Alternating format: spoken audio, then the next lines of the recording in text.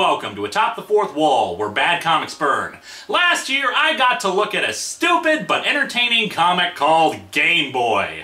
To be fair, though, a more accurate title would be Super Mario Land the comic, since despite it being called Gameboy, the main focus was on the epic struggle of Mario and his mortal enemy, the one who keeps returning to menace him,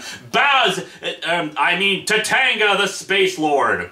The plot involved a jackass named Herman unwittingly opening up a portal to Captain N's Videoland or something that allowed Tatanga and his army to invade.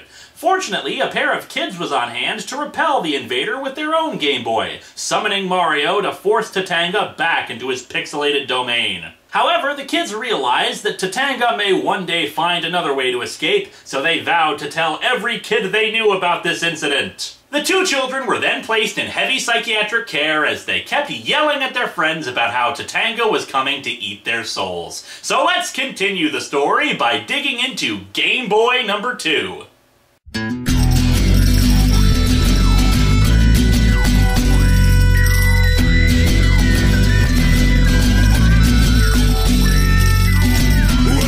to Atop the Fourth Wall, where bad comics burn. Linkara's gonna teach you all a lesson you won't learn. Brodsky, you're not the smartest. Life out, you're not an artist. Anyone who's had a bad comic published, it could be your turn. Linkara, he's a man punch, wears a birdie hat. Linkara, he has a magic gun. Where'd he purchase that? Linkara, coins, robots, Amazons and trucks. Linkara, this comic sucks. Linkara.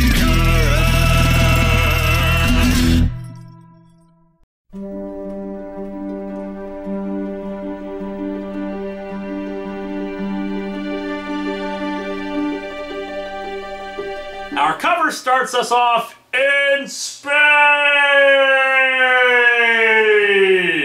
We see a spacesuit attached to a shuttle with Mario floating around inside the helmet. The beta version of Mario Galaxy was weird. This is actually a pretty decent cover, since I honestly want to know what the hell the deal is with this.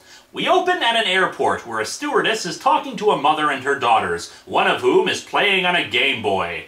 A chick who plays video games? This comic is just unrealistic. The family is traveling to Florida to see the kid's grandmother, with the littlest girl being obsessed with spaceflight, or rather, it's only the littlest girl, Tanis, who is going. The stewardess offers Tanis the chance to go onto the plane early and check out the cockpit. Ah, 1991, a more innocent and trusting time, especially with mothers who let their 11-year-old kids go with a stranger and on their own on a flight. That's so exciting! Isn't this exciting, Rebecca? Isn't it exciting that you don't get to see the cockpit of the plane?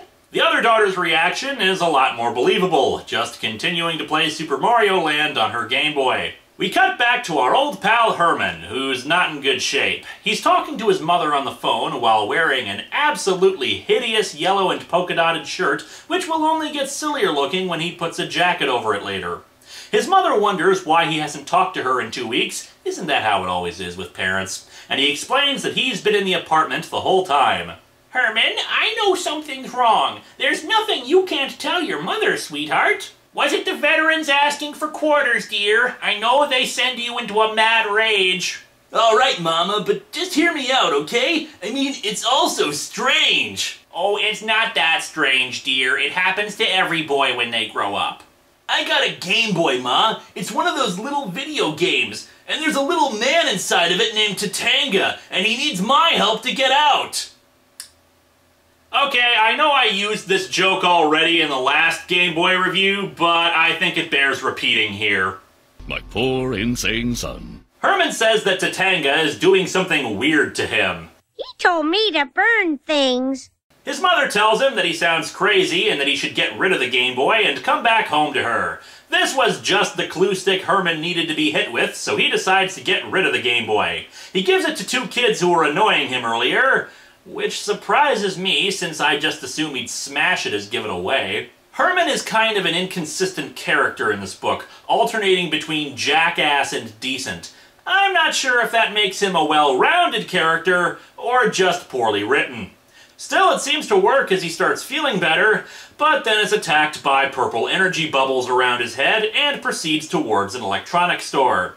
Fortunately for him, there's a brick nearby that he uses to smash the display and steal a Game Boy. Some cops try to stop him, but he manages to knock them out. Is that Herman? Herman Smirch? The Herman Smirch? Dude, we gotta get his autograph! I guess that Game Boy he stole just happened to have a Super Mario Land cartridge inside of it, since Herman manages to open the portal again, and Tatanga's army comes bursting out of the thing. Lord Tatanga wishes to conquer another world in this dimension. Another world? Dude, you screwed the pooch the first time. You need to have actually conquered one thing before you can say you want another. Why me? Why is this happening to me? How could this happen to me? I made my mistakes. And like the last time, Tatanga is accompanied by the captive Daisy. Unchain me. Free me. You know I'll never consent to marry you, so free me, or...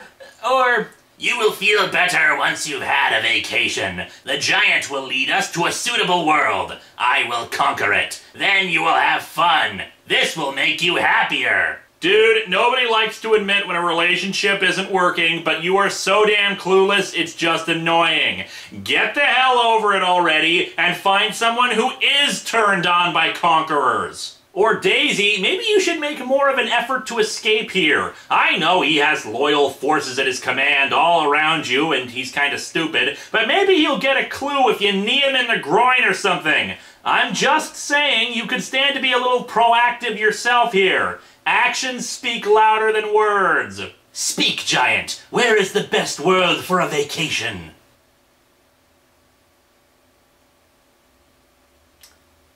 Well...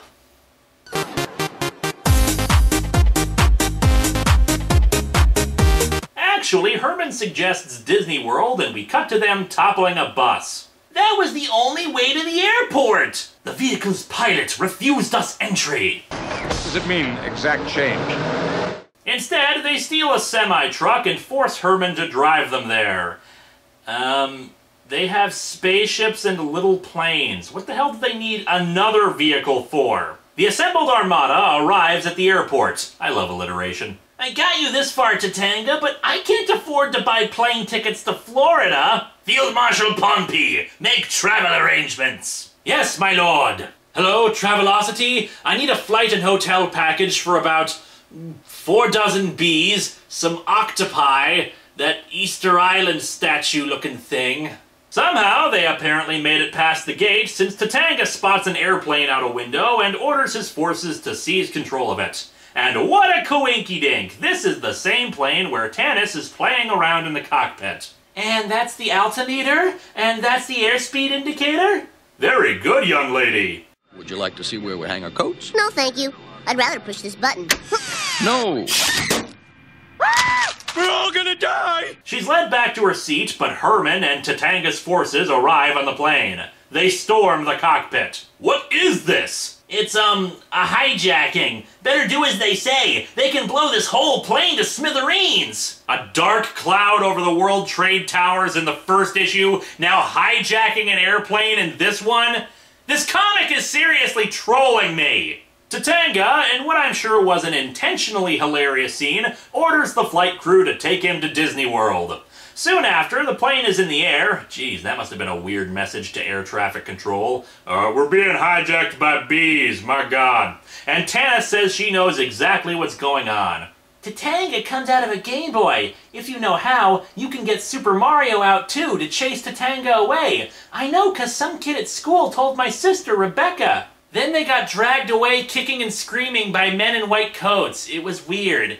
Tatanga, annoyed that it's taking so long to reach Florida, orders his minions to start upgrading the ship while it's in the air. Tatanga's not exactly the greatest intellectual challenge Mario ever faced, was he? Tanis, for no particular reason, blurts out, "The space shuttle goes 5 miles a second." Kid, do not help the evil Space Lord! And then, of course, Tatanga orders her to tell them where the space shuttle is. Good one, kid. Sometime later, the plane is literally hovering in the air. It's explained later that Tatanga's Corps of Engineers was able to do that, and they dump off the flight crew, now having assumed control of the plane.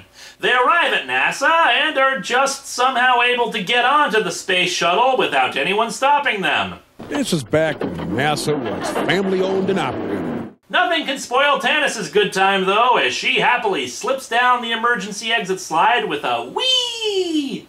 They take a look at the space shuttle, and apparently this artwork was so important that we couldn't let the speech balloon get in the way of it, since the text is just printed over it. Tatanga's Corps of Engineers is really damn fast, too, since Pohnpei says they'll be finished modifying the thing with new technology in mere moments. And like the first issue, it was necessary for this to be split into 2 parts, since now Part 2 begins with the space shuttle just taking off while the NASA people, who all wear the exact same combination of jeans and blue shirts, look on helplessly. I think someone just stole the space shuttle! You know, it just goes to show, we plan billions of contingencies in case anything on the shuttle just happens to fail, but we never write a procedure for what happens if someone steals the shuttle on the ground and sends it up under its own power. Thanks to the power of whatever the hell bullcrap the ship is now powered by, the space shuttle starts ascending and soon enters orbit. It suddenly occurs to Tanis that this situation is friggin' scary. You practically asked for this, you little brat!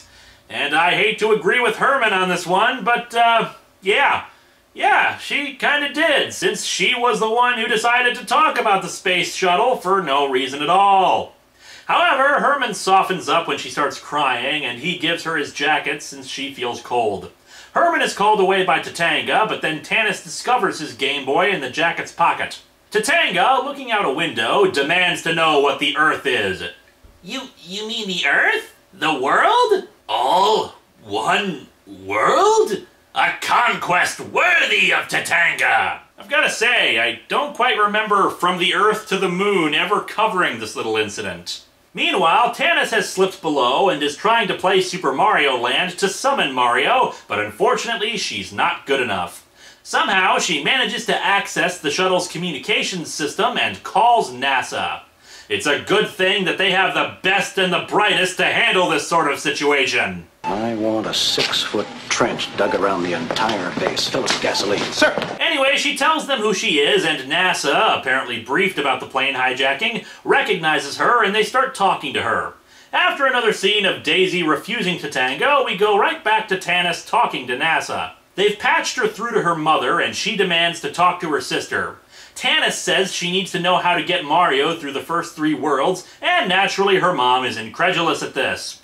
However, after Tanis threatens to shut off the radio, her mother capitulates, and a few minutes later the sister is explaining what to do. Why couldn't I be rescued by something out of Tetris? I can play that game! You know, since the last Game Boy review, I have played Super Mario Land. It's just a fun platformer. Did you really need somebody to talk you through, go to the right, jump on the monsters, and don't go into the pits? Tanis gets through it just as Tatanga and his forces find her, and whatever the hell needs to happen to get Mario out is done, letting him pop out of the Game Boy. Boy, I thought you were never going to get me past the Nokoban. So, what would happen if there were like 3 Game Boys playing Super Mario Land at once with this situation? Would 3 Marios pop out? How does this alternate video game dimension work? Unfortunately, Mario is outnumbered and they quickly capture him. Instead of just stabbing him to death or something, they shove him inside a spacesuit and eject him into space, probably not aware of the air hose attaching the suit to the shuttle.